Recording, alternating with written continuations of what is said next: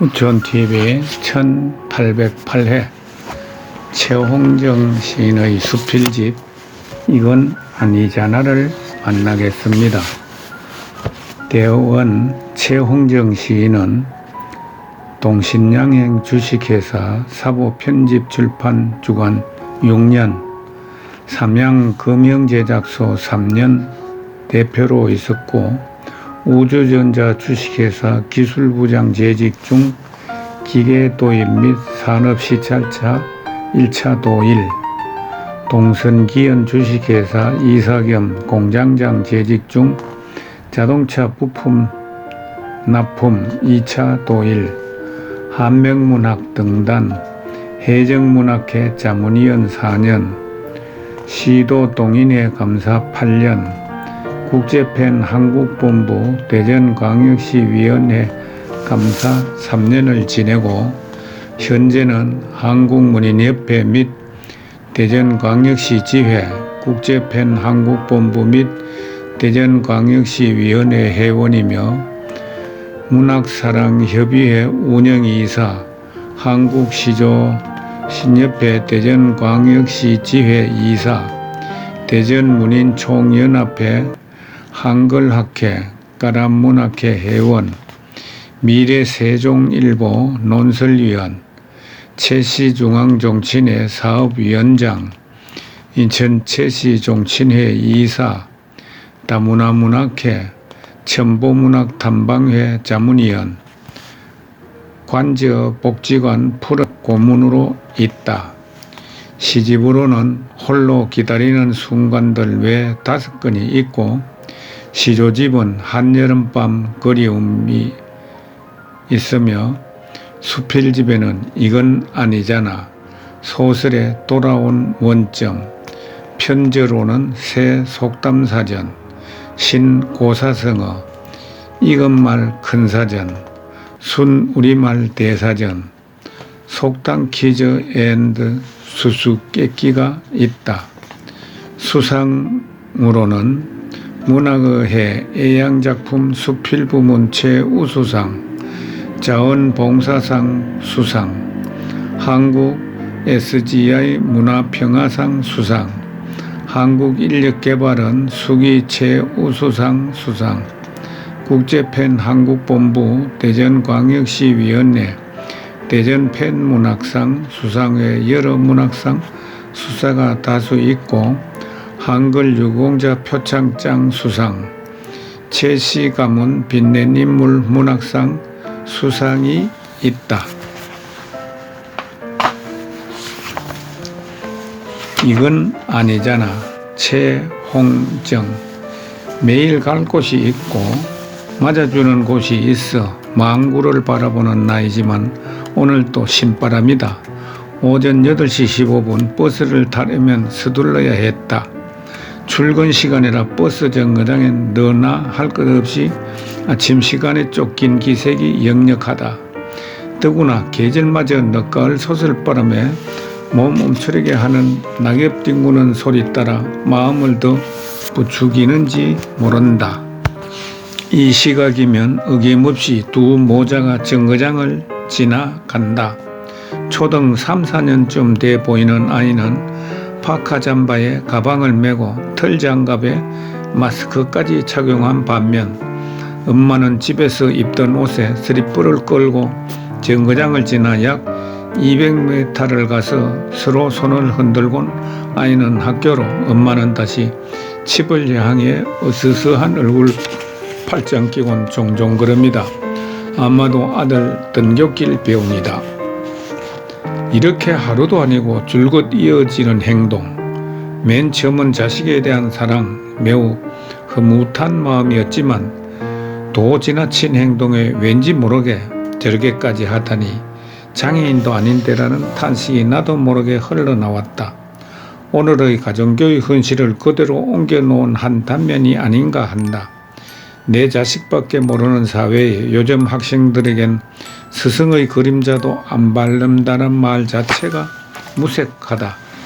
나만이 제일이라며 자란 아이가 장래가 촉망하다면 좋으련만 온실 속 꽃처럼 자라 학교 생활을 거쳐 복잡한 사회의 일인이 되지 못해 자기 뜻대로 무언가를 이루지 못하면 본인의 탓은 모르고 남 탓으로 일관하곤 한다.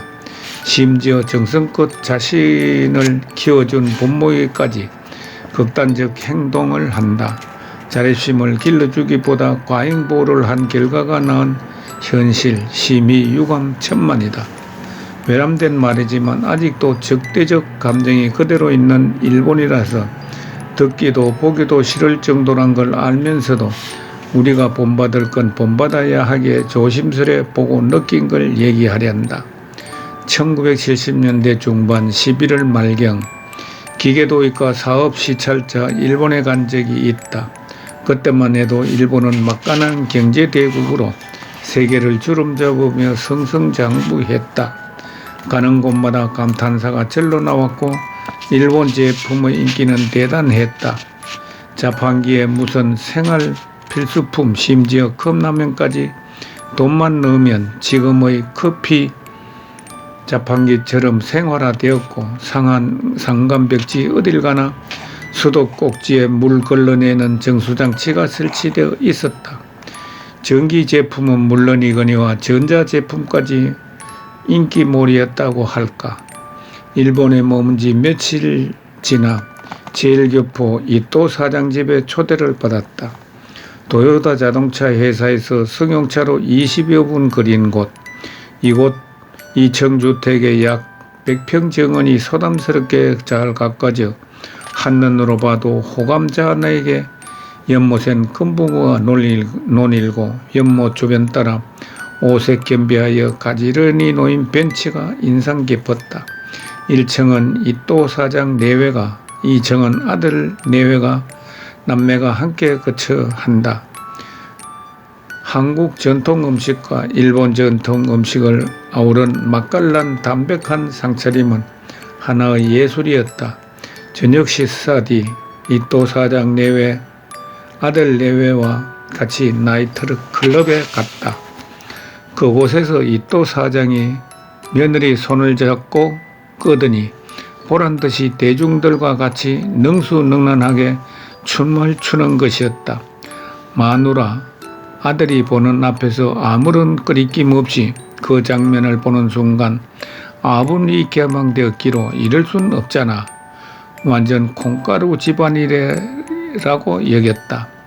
이토 사장이 오늘은 호텔에서 머물지 말고 자기 집에 가자 하여 재차 집으로 가게 되었다. 그런데 놀라운 건 나이트클럽에서 시아버지와 며느리 사이가 완전 180도 바뀌었다는 것이다. 상하 구별이 분명한 규율, 채통이 현재하다는데 감탄하지 않을 수가 없었다. 즉 즐길 때는 노소동락하되 평상시엔 부모와 자식이란 개념이 확고하다는 걸 눈여겨볼 대목이었다. 아침이 되었다. 당신은 11월 말이라 거실에 전기난로를 틀어놓고 추위를 달래고 있는데 소학교 3년 6년생인 그 집 남매가 반바지에 반소매 웃옷에 등교를 했다. 저 차림으로 학교 가면 감기 들지 않나요? 라고 물으니 어릴 적부터 모든 것에 적응할 수 있게 강하게 단련할 힘을 길러야 커서 어떤 시련도 극복할 자존심이 생긴다라는 대답이었다. 태어나서 소학교 시절이 한 아이의 운명이 좌우되므로 부모의 행동거지를 그대로 받아들이며 그런 부모니 그런 자식일 수밖에란 소리 안 듣게끔 이부자리까지도 아이가 할 수 있는 일은 하게끔 소홀히 하지 않는다고 한다. 이같이 자녀의 자립심을 키워주는 부모의 역할이 일본의 가정교육이다. 일본인의 생활로 정착되는 것을 실제로 보고 깨달은 것 중 한두 가지 더 얘기하고자 한다. 죽고 전기회사를 시찰을 하게 되었다. 후생실을 돌아보는 중 기숙사 휴게실에 머물러 차를 마시며 담소를 나누다가 선물 받은 전자라이터를 그냥 두고 왔다. 며칠 마음이 알찌건하였다. 일주일 뒤 재차 갈 일이 있어 혹이나 하고 휴게실에 갔더니 거실 테이블 위에 그대로 있었다. 참으로 감탄할 일이다. 수많은 사람이 거쳐가는 곳에 너나 없이 가지고 싶은 신제품이 있다고 상상해 보자. 신기할 정도를 넘어 그때 순간적 음습해오는 분에 넘친 생각들. 아직까지 그 전자라이터를 보관하고 있다는 것만으로도 그때 심정을 알리라 믿는다. 그렇다고 일본도 도둑이 있고 지하철 계단 곳곳에 한 푼 달라는 거지도 있다. 그러나 남의 물건에는 손을 대지 않는 철저한 가정교육 탓이 아닌가 하는 생각을 느꼈을 때 아하, 그래서 경제대국하고 무릎을 쳤다. 또 하나 충격적인 것은 아마도 90년대 후반기이다. 일본인이 우리나라 기화에 성남에서 살면서 한국인에게 맞아 죽을 각오로 썼다는 책이다. 그 무렵 내 삶의 높낮이가 니보다도 굴곡했던 터라 책명과 저자가 떠오르지 않아 미안할 그 말길 없지만 책 내용은 한국의 발전, 기술이 일본과 버금가나 자라는 청소년들 비하면 일본보다 반세기 더 떨어졌다는 게 골격이었다. 더는 말하고 싶지 않다. 자존심이 밥 먹여주는 건 아니지만 왠지 씁쓸해. 하나만 더 소개한다. 박태훈의 해악이 있는 아침 중에서 시아버님의 사랑 회초리 사연이다. 시아버님께서 작곡을 밥에 섞어 먹으라고 작곡자루와 길이 30cm 산죽을 곱게 따듬어 치자 물들여 정성다하게 만드신 회초리 2자루를 택배로 함께 보내주셨다. 우리 남매 곱게 잘 키우는 것에 대한 사랑의 매를 아끼지 말라는 뜻이었다. 아이를 강하게 키워야만 풍진 세상을 탈없이 살아간다고 하셨고 시아버지께서 세상 살아오신 경험이라며 회초리 사용법도 함께 있었다. 아이가 3살 먹으면 이유 없는 나쁜 버릇을 할 때 회초리를 들어야 한다. 3살 버릇 8까지 간다는 속담 명심해라. 선조들의 기막힌 경험 철학이다. 회초리를 사용할 때 회초리의 감정을 실어서는 안 된다. 부모 사랑으로 회초리를 사용해야 한다. 절대 감정을 실어 매를 들면 아이에게 해가 된다. 회초리 사용은 절대 3대 이상 사용해서 안 된다. 그 이상은 폭력이 된다. 회초리를 사용한 후 아이에게 그 잘못이 반드시 설명해서 이해를 시켜라. 시아버지께서는 자녀 3분을 키우셨는데 비가 와도 절대 우산을 학교에 가져다 주는 법 없이 자기 스스로가 세상 경험을 하게끔 하셨다고 합니다. 아버님 친구분은 자녀를 초등학교 학교생활 12년을 자가용 등교시키며 키웠더니 훗날 결혼생활에 적응 못해 애를 먹었다는 이야기를 가끔 하십니다.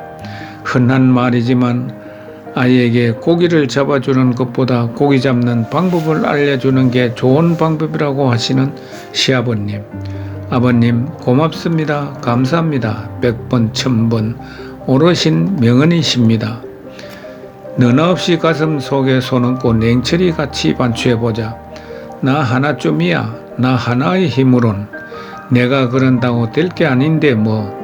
요즘 자식들 부모 말 듣나 지새끼 자기 알아서 한다는데 등등이 부정한 것을 보고도 수수방관의 자세에서 이젠 아예 인터넷에서도 공공연히 하는 말 어른 대접을 받으려면 보고도 못 본 척 듣고도 못 들은 척 하는 식이 상처력이라고들 한다.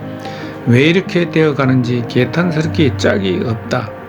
잘못된 관행 습관은 서로 내미룩 꽁무니 사리지 말고 과감히 내가 먼저 내가 할 일하고 앞장서는 분께 격려와 더불어 박수를 함께 손발 맞춰 갈 때까지 본다.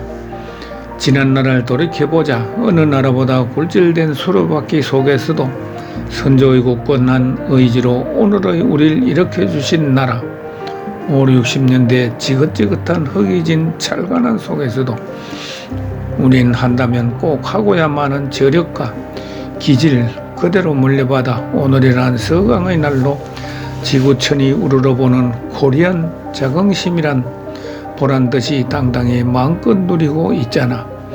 우리 오늘에 안주하지 말자.